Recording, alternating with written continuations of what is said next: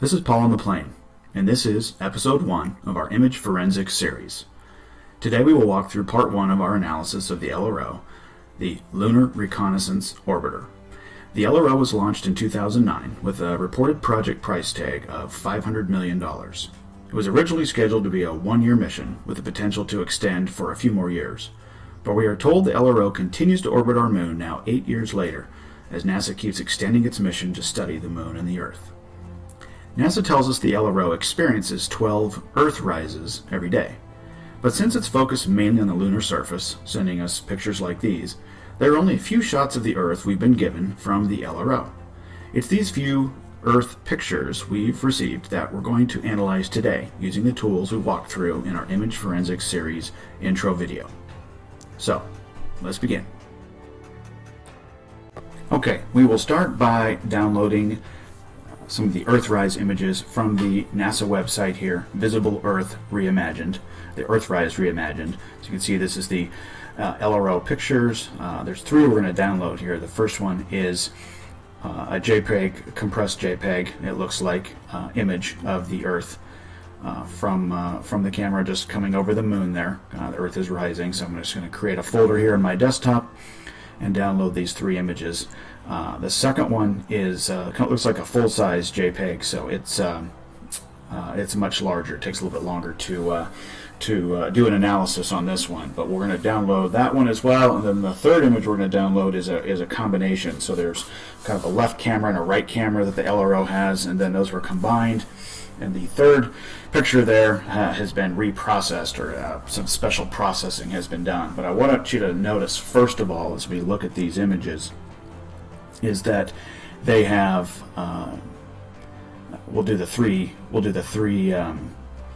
images first. As you can see in all of these, there's this hill or mountain in the background here at the edge of the horizon. First thing we're going to do is adjust the gamma brightness. Immediately you're going to see the three boxes show up for all of these images. This is indication of copy and paste, not something from JPEG compression at all. This appears that they're just pasting these images and doing a little bit of trickery there. When we bring in the large JPEG image and do the same thing, you can still see the mountain or hill there, and we do the adjust the gamma brightness, and we can see kind of close up there this box around the Earth and some other copy and paste potential editing manipulations here of the photo.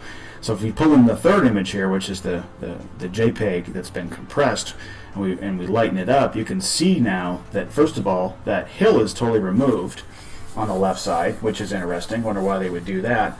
And then secondly, you can see the JPEG compression there, the little colored dots around it. But look at the healing tool, evidence of a healing tool brush used here to start removing, try to remove that box, but they didn't even finish the job, which is very interesting. More on these images later in the series, and more on the boxes that are showing up around these images. These will make sense later when we go to and talk a little bit about what the box is and why it's there. The next thing we're going to do is we're going to be using Photoscape again to use a adjustment for the backlighting, and we can also do this instead of just using the gamma controls. We can just continue to lighten up the background, and what we're looking for here is anybody that's done any photography at any length will know that as you lighten up a picture, lighten up especially the background or any dark areas of it, you should see noise, what's called noise. Something that photographers have to worry about all the time. So what we're looking here is for evidence that as we lighten up the photo, that the space or the blackness of this photo, the background, should also lighten up, and we should see noise appearing.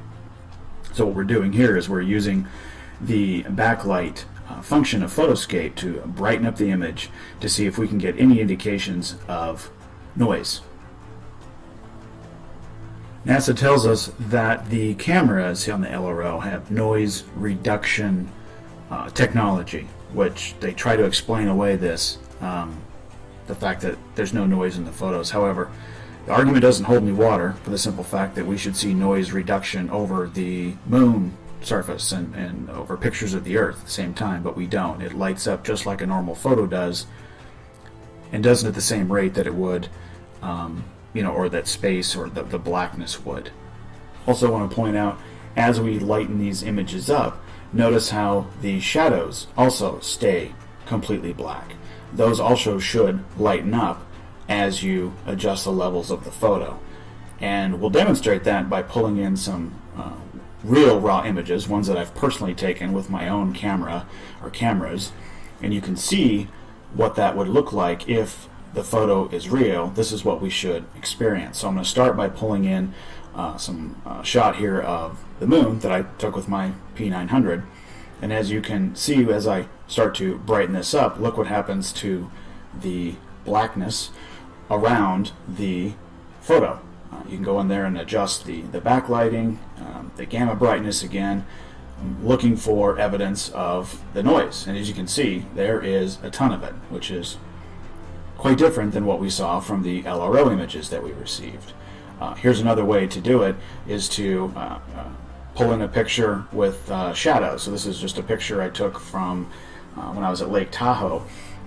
There's a cool restaurant up at the top of the lifts, one of the lifts, and as you can see, the shadows there that were black in the picture are completely being illuminated by these tools. And this is what we would expect to see in a real photo.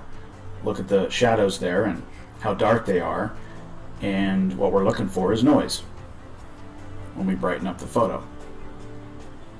You can also use, like in Photoshop, luminance curves, and you're able to adjust it, the colors and the luminance, to see if we can find any noise or any other potential photo manipulations. And as you can see, this is all reacting how we would anticipate it to react when a tool like this is used of a real raw image. Pull the same photo or do the same analysis in Photoscape, and where's the noise? Where does the noise appear in the photo? As you can see, these are just images pasted on a black background. Okay, for this next forensic analysis, we're going to drop the 3 JPEG images from the LRO that we received into JPEG Snoop. And this is going to, again, works with JPEGs only. It's going to analyze and tell us, does this look like this photo's been edited and manipulated? And we can see in all cases here that the program is indicating that this is a class 1 finding, and it's been processed by Photoshop, been edited by Photoshop. We'll drop the second one in there. So it takes a little bit longer. It's a little bit larger photo. But again, JPEG Snoop, with its database of signatures, recognizes that the image has been processed, it's been edited, and Photoshop signature is found. These are directly off the NASA website. These are supposedly real pictures, but boxes around them, not seeing any noise, and now seeing evidence that they've been photoshopped.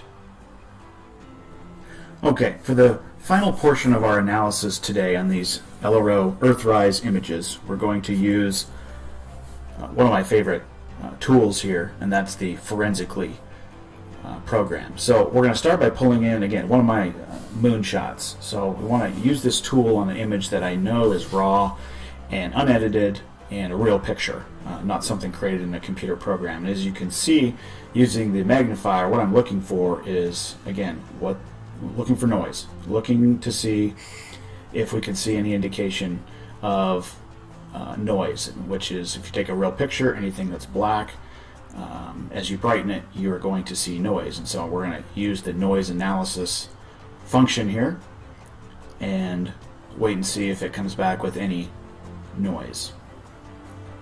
And as you can see, it's completely covered. So obviously, anybody that, again, done any photography, knows anything about photography, you're worried about noise as you illuminate the image, and with any illumination, you can see the noise is popping up, and it's covering the photo.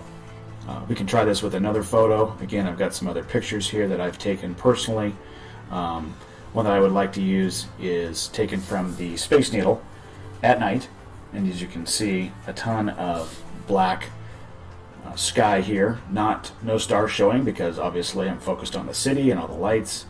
We do our noise analysis. Let's look at what the sky does and any other shadowing parts of the image, and let's see what the noise analysis comes back with. And as you can see, completely full of noise, all the shadows, all the black sky, anything that was dark. When you do the noise analysis, you're coming up with a lot of noise, as you would expect. So now if we go in and pull in some of our downloaded LRO images, do our noise analysis, where is the noise? This is obviously an image pasted onto a black background. That's not space. Look at the shadows as well, don't even lighten up. NASA in their publications, in their commentaries, say that there are noise reduction filters on their cameras, which may be an argument that why no noise would show up, but if that were the case, we should not see the noise as much as we do see over the Earth and over the Moon in these images. Just another quick reminder that all of these tools are available free, and you can download them and use them today. We'll include the links for all of the tools in the video description. We'll also include the links for all of these photos so that you can download them, pull them into these tools, and do the same exact analysis yourself. Alright, so let's recap what we've covered so far. We've got boxes around the images of the Earth, attempts to remove the boxes around the Earth. We've got mountains or hills removed from some images, but not others. We've got Photoshop being detected. We've got very strong indication the images of the Earth and Moon are pasted onto a black background because there's no noise in the black areas and what appears to be fake shadows on the surface of the Moon. Maybe we're starting to see what our $50 million a day is going for. So this is going to do it for part 1 of our series on the Lunar Reconnaissance Orbiter. Again, the boxes around the images of the Earth will come into play later in the series. You haven't seen the last of those by a long shot. We hope you've enjoyed episode 1 of our image forensics series. On behalf of Archer Sage, this is Paul on the Plane. Thanks for watching.